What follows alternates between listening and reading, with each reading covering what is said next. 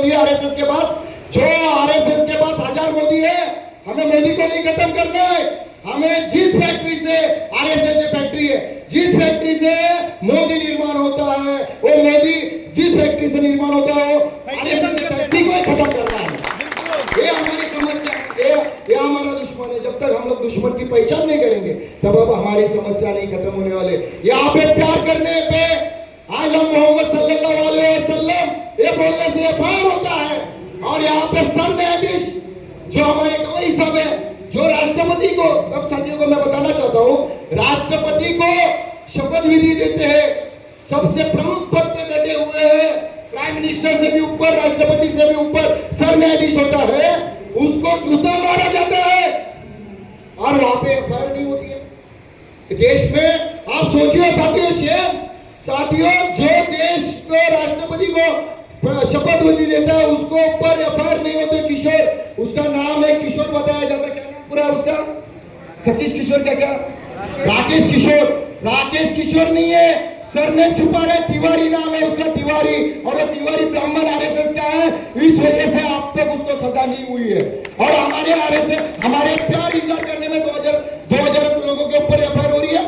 ये देश में संविधान नहीं है साथियों। ये देश में फिर से मोदी और मोदी के जो चमचे, मोहन भागवत के चमचे, वो अमित शाह, रंगा और जो बिल्ला है ना, ये देश में मनुवाद लाना चाहते हैं और मनुवाद ला चुके हैं। मनुवाद ये देश में ला चुके हैं। इस वजह से ये समस्या हमारी और तुम्हारी हो रही है। सर न्यायाधीश के ऊपर जूता मारा जा रहा है। राष्ट्रपति को मंदिर में, अरे राष्ट्रपति तो प्रथम नागरिक होता है देश का, बराबर है ना? देश का प्रथम नागरिक को मंदिर में जाने के लिए वो आरएसएस के लोग नहीं जाने देते प्रथम, और उसको फिर तुम्हारी और हमारी औकात क्या है साथियों? आमदार और खासदार मंत्री की औकात और हमें सचिन कामले की औकात क्या है? राष्ट्रपति को मंदिर में नहीं जाने देते हैं और तुम्हारी और हमारी औकात क्या है? इस वजह से साथियों हमारे दुश्मन की पहचान हमें करनी पड़ेगी। जब तक दुश्मन हमें नहीं समझ में आता तब तक हमारी समस्या समाप्त नहीं होने वाली है। इस वजह से साथियों क्या करना है हमें? जितनी भी समस्या, अभी हमारे निशाद भाई ने मछुआरों की समस्या के लिए मंत्रालय जाने की बात की, अंधश्रद्धा के बारे में बात हो रही है, सब समस्या एससी एसटी सब पिटे जा रहे हैं, मुसलमान को पिटे जा रहा है। मुसलमान होना ये देश में गुनाह है साथियों। मुसलमान होना ये देश में 2014 के बाद मोदी जिस दिन आया उस दिन संविधान खत्म हो गए, ये देश में मनुस्मृति लाया है। और मुसलमानों को क्यों गुनाह है? अरे दाढ़ी और टोपी पहनने से ये देश का आतंकवादी ठहराया जाता है और जूता फेंकने वाले को कुछ नहीं हो जाता। सोचो कितनी बड़ी साजिश है देश में चल रही है। तो इस वजह से साथियों हमें ये जो साजिश चल रही है मोदी की, वो खत्म करने का काम क्या होगा? हम लोग मराठा लोग छत्रपति संभाजी ब्रिगेड की तरफ से, मराठा सेवा संघ की तरफ से मराठा आरक्षण मांग रहे हैं हम लोग। साथियों समझ में आ रहा है?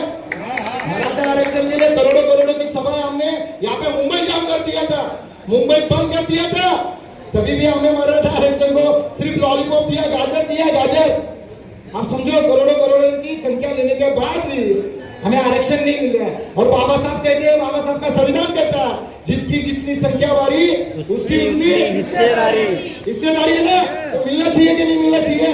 और हमारे महाराष्ट्र में और हमारे देश में 3% मुसलमान है। कितना साथियों? शांति है, शांति बना के रखिए साथियों, शांति बना के रखिए। जो मोस्ट इंपोर्टेंट मैं बात कर रहा हूँ, मोस्ट मोमेंट है, तो मोस्ट इंपोर्टेंट बात मैं करना चाहता हूँ। यहाँ पे 3% देश में ब्राह्मण है, 3% देश को उन्होंने मांगा भी नहीं आरक्षण और उनको आरक्षण नहीं दिया गया।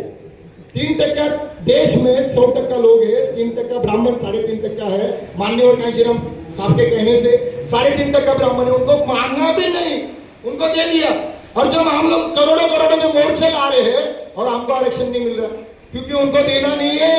ये देश में एससी एसटी ओबीसी को खत्म करने का, साजिश करने का काम चल रहा है। और सबसे बड़ा जो काम है, इतने तुम रोड पे कितने भी आओ, कितने भी चिल्लाओ, उनको कुछ नहीं फर्क पड़ने वाला, क्योंकि उनके पास, मोदी के पास और मोहन भागवत के पास सोने का सबसे बड़ा जो काम है, जो मतलब बोलते हैं ना जादू है उनके पास, वो जादू का नाम है ईवीएम। तुम कितना भी चिल्लाओ, उनको मालूम है इधर हिंदू मुसलमान की समस्या करने दो, कुछ भी करने दो, कुछ भी होने के बाद तुम वोट डालो, साइकिल को डालो, बसपा को डालो, हाथी को डालो, पंजा को डालो, किसको भी डालो, जाने वाला वो कमल को है। इस वजह से उनको मालूम है सब समस्या, उनको मालूम है तुम कितना भी चिल्लाओ, मोदी ये है, मोदी वो है, मोदी ये होने के बाद भी मोदी इतना चुनते कैसे आता है? मोदी के विरोध में पूरा SC ST OBC सब लोगों को खत्म कर दे रहा है। अरे देश में 136वां नंबर इंडिया का हो रहा है, लग रहा है भाई।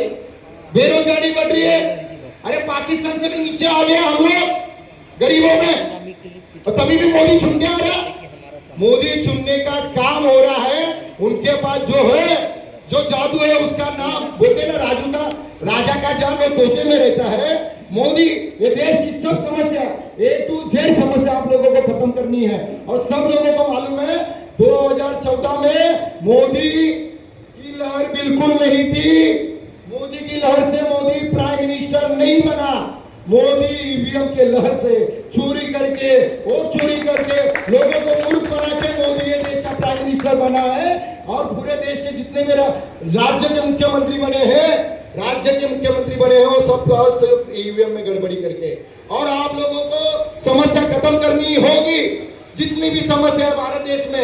SC की अलग समस्या है, अभी SC का आरक्षण निकालने की बात हो रही है, ST का आरक्षण निकालने की बात हो रही है। आप लोगों को बताता हूं संविधान ही नहीं रहा ये देश में। ये जो है 2024-2029 से लास्ट है।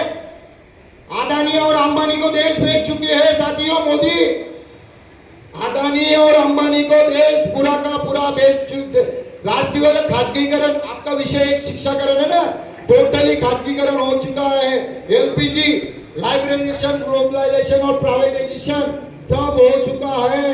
बाबा साहब ने हक अधिकार त्याग बलिदान समर्पण से ये देश को संविधान दे दिया। कैसे दिया मालूम है क्या? बाबा साहब को 4 पुत्र थे, बाबा साहब ने आपको संविधान, बाबा साहब ने हक अधिकार लड़के, बाबा साहब ने 4 लड़के मारे साथियों। तब ये त्याग बलिदान समर्पण बहुत बड़ा बाबा साहब और माता रमाई को करना पड़ा, तब आपको संविधान भारत देश मिला। और वो देश का संविधान खत्म करने के लिए ये आप लोगों को मालूम ही नहीं है, हिंदू मुसलमान का फसाद करा देते हैं, उधर का पाकिस्तान का विषय बता देते हैं, दाऊद का विषय बता देते हैं। हमारी मूल समस्या की बातें यहाँ पे देश में नहीं हो रही है। यही देश की समस्या है क्या?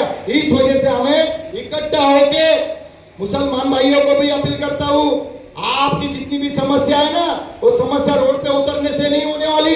बाबा साहब के संविधान में और दायरे में चौकट में रह के लोकशाही को मान के, और सभी साथियों को बताता हूँ, मुसलमान साथियों को और सब बहुजन साथियों को, बाबा साहब जब तक आप लोग समझ के नहीं लेंगे तब तक आपकी समस्या सॉल्व नहीं होगी।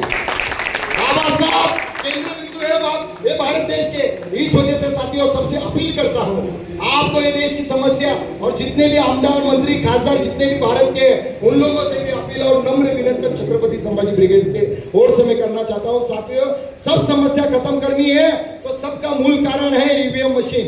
ईवीएम मशीन का विरोध करके बैलेट पेपर, अबू आजमी साहब आप विधान भवन में ये विषय निकालिए। आज राज ठाकरे साहब ने मेलावा लिया और आप सभी महाविकास आघाड़ी के लोगों ने एक परिषद भी ली। वो परिषद में यही बोला गया कि यहाँ पे लोगों, बाहर के लोगों को बुला के जो वोट मोजनी रहती उसमें गड़बड़ी करके महाराष्ट्र की सरकार बनी है। तो आप लोगों को, सभी लोगों को विनती करता हूँ कि ये देश में जितनी भी अभी राष्ट्रपति की इलेक्शन तुम बैलेट पेपर से ले सकते हो ना, तो फिर बाकी के इलेक्शन बैलेट पेपर से लेने में क्या दिक्कत है? क्यों दिक्कत है? इस वजह से मोदी को खत्म करना है तो ऐसे खत्म, रोड पे चिल्लाने से कुछ नहीं होने वाला। संसद में हमारे जितने भी SC ST OBC के MP बैठे हैं, संसद बैठे हैं, उनको वो विषय उठाना पड़ेगा, तभी ये समस्या खत्म होने वाली है। साथियों सभी साथियों से और सभी लोगों से, जब तक बैलेट पेपर से इलेक्शन नहीं होगा, इलेक्शन पे बहिष्कार डालिए। और हमें ये देश में हमारा राजा बनाना है, मुख्यमंत्री बनाना है अखिलेश यादव साहब को या बहन मायावती को। तब तक बैलेट पेपर नहीं आएगा तब तक होने वाला नहीं है।